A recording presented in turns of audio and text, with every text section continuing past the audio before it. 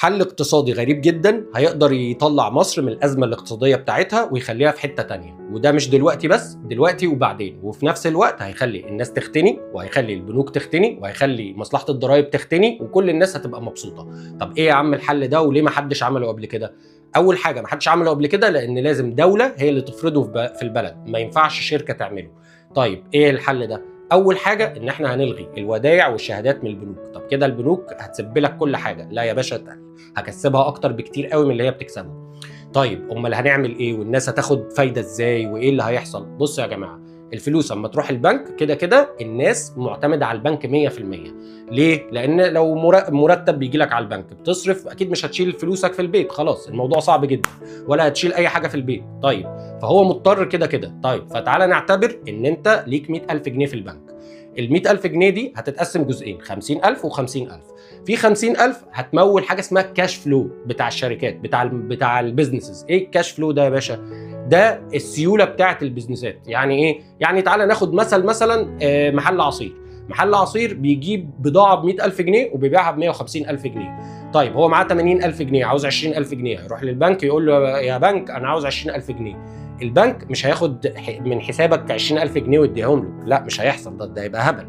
ده البنك هياخد 20,000 حساب، ياخد من كل واحد جنيه فقط ويديهم للراجل. الراجل باع الحاجه ب 150,000 جنيه وانت مشارك معاه ب 20%. يبقى معنى كده ان ايه؟ ان البنك ليه 10,000 جنيه من المكسب.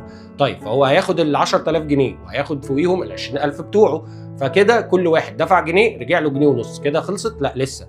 البنك هياخد 1% من المكسب من ال 20,000 اكونت، من ال 20,000 حساب. فده كده البنك اتظبط تظبيطه عمره اصلا، يعني عمل فلوس مش طبيعيه. وكميه البيزنسز اللي محتاجه كاش فلو كل شهر مش هتخلص اصلا، يعني مفيش بيزنس هيقول انا مش عاوز.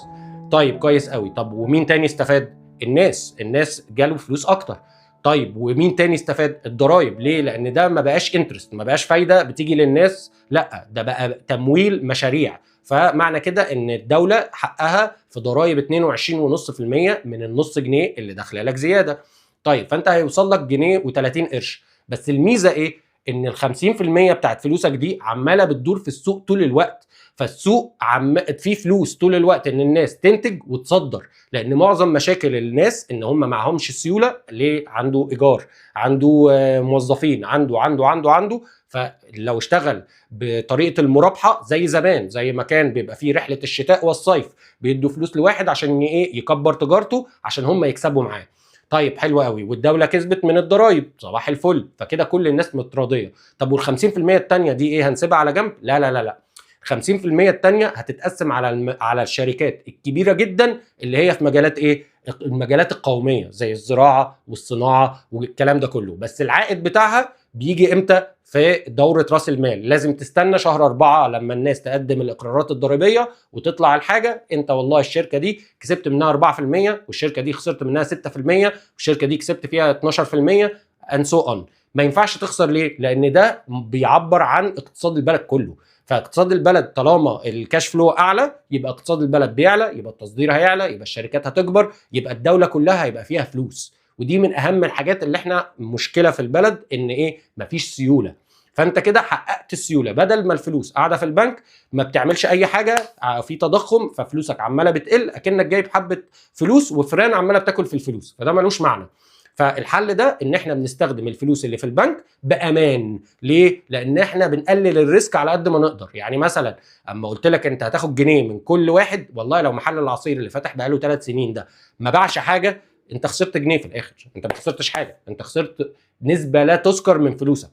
وكميه البيزنسات اللي فيها كاش فلو، اللي محتاجه كاش فلو، مش هتخلص. يعني مثلا واحد مصدر بيصدر ايه؟ مانجا، فحضرتك جاله طلبيه، هو معهوش يشتري الطلبيه بس هو معاه عقد. طب ما يا باشا دي 21 يوم وهترجع الفلوس، طب ما نديله ونكسب. ما هو الموضوع لازم يمشي بالطريقه دي. ده حل هيخلي كل الناس معاها فلوس، الضرايب هتعلى، اسمه ده البنوك مبسوطه طبعا بالواحد في المية اللي من كل دوره راس مال عماله بتحصل على كل الترانزاكشنز.